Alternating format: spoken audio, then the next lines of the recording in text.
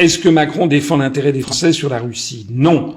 On est sommé par les États-Unis d'Amérique et par un certain nombre de forces oligarchiques de se ranger derrière l'Ukraine. C'est pas l'Ukraine d'ailleurs, c'est l'attaque de l'OTAN contre la Russie. On est en train de bousiller les économies européennes. On est en train de bousiller le niveau de vie des Français. On va avoir une augmentation phénoménale de l'énergie, etc. Et tout ça pourquoi? Pour une guerre qui de toute façon ne sera pas gagnée, puisque les Russes, pour eux, c'est absolument vital de gagner cette guerre, et d'ailleurs, ils en ont les moyens. Donc, Monsieur Macron ne joue pas l'intérêt de la France et des Français. Quand on avait De Gaulle au pouvoir, les Français pouvaient dormir sur leurs deux oreilles. Ils savaient qu'on serait défendus en tant que France, en tant qu'intérêts nationaux. Là, les Français ont compris, du moins une grande majorité, que M. Macron se fichait perdument de l'intérêt national. Donc l'intérêt supérieur de la nation, à mon sens, eût été de ne pas faire ce voyage, mais au contraire d'annoncer que la France arrête de livrer des armes à l'Ukraine, lesquelles armes d'ailleurs sont revendues pour une partie d'entre elles sur l'internet noir, sur le dark web, et donc vont terminer dans les mains de terroristes, et puis également l'argent qui est versé. Je ne suis pas le seul à le dire, le Wall Street Journal l'a dit hier, des officiels américains sont très inquiets des détournements de fonds colossaux qu'il y a en Ukraine, qui est un pays de toutes les corruptions. Donc l'intérêt supérieur de la nation, ce serait d'avoir le courage de dire non. Et M. Macron, ce qui est intolérable, une des choses intolérables avec ce personnage, c'est qu'il prend des pauses. Il est toujours dans la communication, dans la pause. Il prend la posture d'une espèce de nouveau De Gaulle, de nouveau Napoléon, mais c'est rien du tout. C'est quelqu'un qui est à la remorque de ses commanditaires qui sont les États-Unis d'Amérique et les euro-atlantistes. C'est zéro, voilà. C'est d'ailleurs l'objet de votre dernière vidéo qui expliquait à quel point le droit international était en réalité un non-droit sous la coupe des États-Unis. À travers de multiples exemples récents, vous montriez à quel point les États-Unis, qu'on présente parfois comme le gendarme du monde, sont en fait plutôt le cow-boy, ou en tout cas ne s'appliquent pas les mêmes règles, et que c'est le droit de poids de mesure. Pour vous, dans cette affaire, Emmanuel Macron, qui, vous l'avez souligné, vous l'avez même dit avant la presse mainstream, a réussi à se mettre à dos à la fois Vladimir Poutine et Volodymyr Zelensky. Pour lui, son activisme un peu erratique s'explique par une soumission idéologique, en tout cas aux États-Unis. Alors Macron, il y a tout un exposé psychologique dont je n'ai pas forcément les compétences sur Macron, mais il a, parmi les immenses défauts qu'il a le fait qu'il se croit plus malin que tout le monde, il prend les gens pour des imbéciles. Lorsqu'il va par exemple en Roumanie pour montrer les muscles face à la Russie, il est grotesque, parce que les Russes, ils ont des services de renseignement, ils ont une ambassade en France qui est plus chez ce qui se passe en France, ils savent qu'en France, nous avons des armées qui ont 4 jours de munitions. Bon, ils savent que comment dirais-je, les canons César, là, qu'on a envoyés, on en a envoyé 6, il paraît qu'il y en a déjà un qui a été détourné, un autre au tapis. Donc il rigole, Vladimir Poutine. Et la présence française en Roumanie est plus symbolique. Mais oui, Macron, il croit qu'il quoi, au juste? Il croit qu'il impressionne Poutine? Non. Poutine rigole. Et quand on dit Poutine, c'est pas seulement Poutine, hein, c'est toute la hiérarchie, parce que ce qu'il faut bien comprendre, c'est que les Russes on va pas sortir indemne de l'Europe de ce conflit. C'est que les Russes ont compris que l'Occident, du moins les États-Unis et leurs domestiques européens de l'Ouest, sont devenus les haïssent. Il y a une haine qui a été instaurée par les Européens vis-à-vis de la Russie, parce que quand vous êtes russe, vous vous apercevez que on les agonie d'injures sur ce qui se passe en Ukraine, mais que pendant 8 ans, personne n'a moufté sur le fait que les Ukrainiens bombardaient les populations civiles du Donbass, et d'ailleurs ça continue. Donc le premier péché de Macron, c'est de prendre les gens pour les autres pour des imbéciles. Et il croit que il peut jouer le en même temps. Et donc en allant voir, il n'y est pas allé encore, mais en parlant au téléphone avec Poutine et avec Zelensky, il se croit plus malin que tout le monde alors qu'il n'a même pas les moyens de ses ambitions. Et la meilleure façon de rétablir la République, ça serait déjà d'aller au fond des choses. Et ça pose un problème que je vais dire tel que je le pense, c'est que nous sommes dirigés par des incompétents.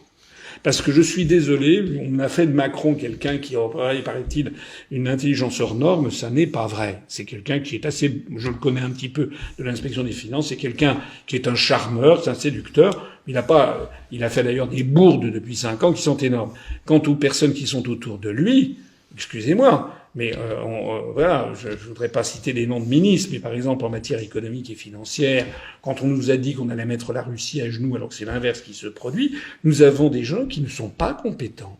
Et ça, c'est un vrai problème. C'est que il faudrait que les Français, au moment où ils votent, se posent la question de savoir est-ce que je vote pour quelqu'un qui est compétent ou simplement pour un beau parleur ou une belle parleuse et que l'on me présente à la télévision comme étant quelqu'un de formidable. Quand vous dites qu'Emmanuel Macron a raté l'occasion de porter une voix de la France non alignée, équilibrée, et qui est la vocation historique dans la France sur la scène diplomatique, dans le grand jeu international, vous concrètement, qu'est-ce que vous auriez fait en quelques mots Bon, c'est très clair. Si j'avais été à sa place, d'abord, je ne me serais absolument pas engagé dans des mesures de rétorsion. D'abord, ça fait belle lurette que j'aurais arrêté les sanctions sur la Russie vis-à-vis de la Crimée. Bon, on va pas y parler ici de la Crimée. La Crimée, c'est un territoire qui a été conquis par l'Empire ottoman à partir du 15e, 16e siècle. Tout le pourtour de la mer Noire était ottomane et musulmane, était absolument pas ukrainienne.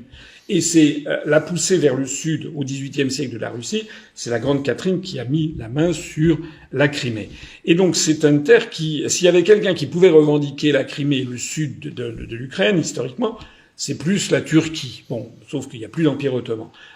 Après, c'est la Russie, parce que depuis 1654, le traité de Péréoslav, toute la partie de ce qu'on appelle aujourd'hui l'Ukraine, qui est à l'est de la rivière du Don, a été rattaché à la Russie par ce traité. C'était la Rousse de Kiev, comme on dit, comme il y avait la Rousse de Moscou, etc. C'est ce qui a d'ailleurs fait de l'empereur le tsar de toutes les Russies. C'est à partir de cette période-là. Donc, moi, je pars de l'histoire. Et je me serais dit, il faut arrêter la Crimée. Jamais la Russie ne lâchera la Crimée. Elle n'a été ukrainienne que de façon tout à fait accessoire parce qu'en 1954, Khrouchtchev avait décidé. Donc déjà, j'arrêterai les sanctions sur la Crimée. Deuxièmement, j'aurais pas fait de sanctions sur l'Ukraine. J'aurais au contraire demandé, d'abord j'aurais fait respecter depuis 2014 les accords de Minsk. La France a failli considérablement avec l'Allemagne. C'est-à-dire que quand vous êtes partie prenante à un traité dont vous êtes le garant, dès les premiers tirs des armées ukrainiennes sur le Donbass, je serais intervenu. J'aurais saisi le Conseil de sécurité des Nations Unies. J'aurais suggéré à la Russie de saisir la Cour internationale de justice conjointement sur ce qui se passait. Moi, j'aime bien le droit international. Voilà donc j'aurais pas fait ça au dernier moment. Et puis aujourd'hui, ce que je ferais, c'est que je refuserais toutes les sanctions. Je pense qu'en faisant ça, d'abord on aurait de bonnes relations avec la Russie. Alors certains vont dire oulala, mais c'est un monstre. Non, c'est pas un monstre. Écoutez, ça va. Dans le monde entier, on a des quantités de dirigeants qui sont bien pires que Vladimir Poutine et avec qui on fait des risettes. Est-ce que vous voulez qu'on parle par exemple de Mohamed Ben Salman qui fait et de la façon dont il a fait couper en morceaux un de ses opposants, etc. Donc qui est à la tête de l'Arabie Saoudite, en fait, qui est l'héritier. Il y a des quantités d'autocrates, de dictateurs avec lesquels on est en relation. Moi, j'estime que la France doit entretenir de bonnes relations avec la Russie, comme avec la Chine, comme avec l'Inde, comme avec le Brésil, pour avoir un équilibre des nations. Et je peux vous dire que si on avait fait ça, on serait en ce moment non seulement en capacité de parler avec la Russie, mais on aurait avec nous des quantités de pays du monde, notamment tous ces pays qui me sont chers, qui sont les pays de la francophonie avec lesquels je souhaite un partenariat renouvelé.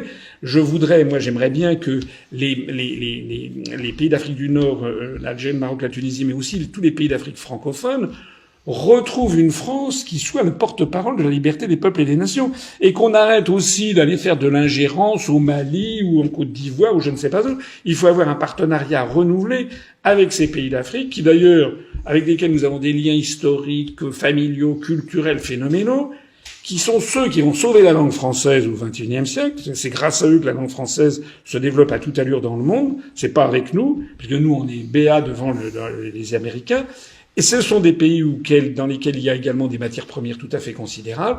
Et ce sont des pays avec lesquels, si on avait un partenariat équilibré, on pourrait peser sur la scène diplomatique mondiale. Je peux vous dire que la France et le monde francophone seraient d'ailleurs en phase avec l'Inde, avec l'Amérique du Sud, etc., sur cette affaire russe, et pourraient demander à Poutine de ne pas exagérer non plus, parce que je pense qu'ils ont besoin aussi d'avoir quelqu'un, ils ont besoin d'avoir le sentiment qu'ils sont soutenus, mais par un soutien vigilant et exigeant.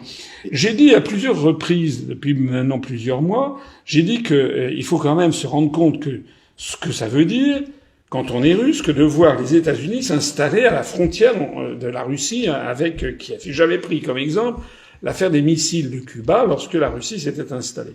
J'avais dit aussi que si j'étais Poutine, moi, j'essaierais d'installer des bases militaires au Mexique, à 50 km au sud du Texas ou de l'Arizona, et voir comment réagiraient les Mexicains. Alors, j'ai vu hier, j'ai été exaucé, si j'ose dire, c'est que Poutine a eu la même idée, semble-t-il. Alors, il n'en met pas des bases, et puis le Mexique n'aurait sans doute pas accepté. Mais vous avez peut-être vu cette information assez délicieuse, c'est qu'il va y avoir des soldats russes qui vont aller s'installer au Nicaragua, avec le régime de Daniel Ortega, qui leur ouvre la porte. Alors, j'ai vu dans Libération, alors, je ne vous fais pas une explication sur ce que c'est que le journal Libération, qui est un journal ultra euro-atlantiste, etc. Enfin, c'est la presse mainstream par excellence. Libération a titré tout de suite en disant que c'était une provocation des Russes que d'aller s'installer au Nicaragua. Donc toujours le deux poids deux mesures. C'est toujours le deux poids deux mesures. Donc il y a un deux poids deux mesures au départ, et je pense qu'un partenariat ferme, exigeant, de puissance à puissance, nous aurait valu aussi une grande renommée en Russie. Là, on est considéré comme étant devenus les larbins. Oui, on est sorti du jeu. Mais la réelle politique que vous réclamez, que vous auriez appliquée, implique aussi d'assumer le fait de laisser aux Russes le champ libre relativement, du moins, en Ukraine et des dégâts associés. Oui, vous avez bien expliqué tout ce que vous avez fait en amont de cette invasion ou de cette agression, peu importe comment on l'appelle, mais à partir du moment où elle existe, la politique que vous avez décrite suppose de sacrifier ou de ne pas soutenir des populations ukrainiennes qui malgré tout, souffrent des Russes, de l'armée russe. Je ne dis pas le contraire, mais il y a une partie de la population ukrainienne, celle qui est russophone, qui souffre de l'armée ukrainienne. Et ce que je pense, c'est qu'il faut arrêter cette affaire au plus vite. Bon. Actuellement, il se passe quoi? Il se passe que les Occidentaux, les Américains, envoient des armes, dont j'ai dit tout à l'heure d'ailleurs qu'une partie était détournée, envoient des armes au compte-gouttes à l'Ukraine. Excusez-moi de dire le mot, de lâcher le mot, je trouve ça absolument ignoble, absolument dégueulasse, parce que ou bien on soutient, ou bien on soutient pas. Ouais. Et si on soutient l'Ukraine, il faudrait aller à leur donner des armements phénoménaux qui permettent de tirer sur la Russie, etc. Mais ça veut dire la Troisième Guerre mondiale. Oui, ça veut dire. Bon, ça veut dire afficher une co-belligérance. Et puis ça veut dire ça veut dire la vraie Troisième Guerre mondiale. Ça peut se terminer parce que les Russes jamais ne lâcheront la Crimée, ne lâcheront le Donbass. Jamais. C'est comme si on disait que les Américains en 62, ils ont menacé la planète d'une explosion nucléaire généralisée si les Russes maintenaient leurs missiles à Cuba. Donc, l'entre-deux est hypocrite parce que actuellement, ça fait marcher quoi? C'est vicieux. C'est exactement ça. C'est très vicelard parce que ça fait marcher les marchands d'armes américains. Ça donne aux Ukrainiens suffisamment pour faire durer la guerre et donc les faire massacrer. Massacrer aussi les Russes. Ne l'oublions pas, de l'autre côté, il y a aussi des soldats russes qui meurent, mais il y en a qui meurent dans tous les cas. Donc, le problème d'origine, c'est que les accords de Minsk n'ont pas été respectés par la partie ukrainienne. Maintenant que la partie ukrainienne se retrouve dans cette situation, il n'y aura pas d'autre solution que d'arriver à un accord de paix pour sauver ce qui peut l'être. Sauver ce qui peut l'être, ça veut dire, dans le meilleur des cas, à mon avis, ça veut dire dans le meilleur des cas que l'Ukraine doit donner à la Russie l'ensemble du Donbass jusqu'à la Transnistrie, qui est cette petite partie qui longe la Moldavie, qui est un régime resté très très très pro-russe, et puis la Crimée, et le reste de neutraliser l'Ukraine. De toute façon, ce sont les Russes qui sont maîtres du jeu, puisque eux, ils se battent pour la survie même de la Russie et de leur civilisation. Ce qui n'est pas le cas des Américains. Les Américains s'en foutent complètement. Les Américains, ils sont là, ils ont tenté un truc. Toute la faute essentielle, c'est la faute des Américains. Et donc, quand je dis qu'il faut arriver à la paix, je ne donne pas un satisfecit général à la Russie. J'étais d'ailleurs le premier à condamner l'intervention russe, parce que je pense qu'il aurait dû se pourvoir devant la CIJ, devant la Cour internationale de justice. Mais en revanche, eh bien, je considère que maintenir la situation actuelle, c'est faire tuer des Ukrainiens, des pauvres gens, dans les deux cas, pour rien. Parce qu'on sait comment, de toute façon, ça va se terminer. Dans le meilleur des cas, ça se terminera par le fait que l'Ukraine sera obligée de céder des parties qui, d'ailleurs, traditionnellement étaient russes, si on remonte à l'histoire du XVIIIe siècle. Voilà ce que je pense. Et ce que je sais aussi, c'est que la politique de Macron, elle est complètement erratique. Comment dirais-je, la presse internationale reproche à Olaf Scholz, le chancelier d'Allemagne, d'être mou, Olaf Scholz, comme Macron, comme Draghi en Italie, ils sont très embêtés parce que ils sont quand même pas totalement dénués d'intelligence. Bon, ils ont bien compris, ils ont quand même bien compris que ça tourne vinaigre. Ils ont bien compris que les Russes, contrairement à ce que l'on a dit, grignotent jour après jour l'Ukraine, et que plus le temps passe, plus la Russie ne se satisfera pas d'un statu quo ante. C'est-à-dire que toutes les parties qui ont été conquises par la Russie, les Russes ne le rendront jamais. Ouais. Et si on continue, ils vont finir par avaler toute l'Ukraine. Donc, si on veut, la meilleure des choses serait d'arrêter au plus vite et de neutraliser l'Ukraine. À moins que, vous savez, l'histoire est faite parfois de surprises. La Pologne d'un seul coup qui voue hégémonie la Russie, finalement s'entendent avec la Russie pour se partager l'Ukraine, puisqu'il y a une partie de la droite polonaise qui n'a toujours pas oublié le Grand-Duché de Pologne-Lituanie et qui se verrait bien en train de ramasser une partie de l'ouest de l'Ukraine à son profit. Même la Hongrie pourrait prendre un petit morceau. Donc on est peut-être devant un dépeçage général de l'Ukraine.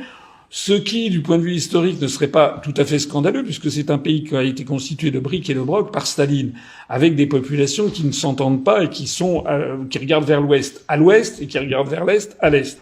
Donc voilà ce que je pense. En fait, Macron, je vais vous dire, je pense qu'il ne sait pas où il va. La seule chose qu'il fait, c'est qu'il essaye de financer entre Biden, entre la Commission européenne, entre Poutine, entre Zelensky, entre les médias et les propriétaires des médias. Donc il finace. Quand un chef d'État finance, c'est pas un chef d'État.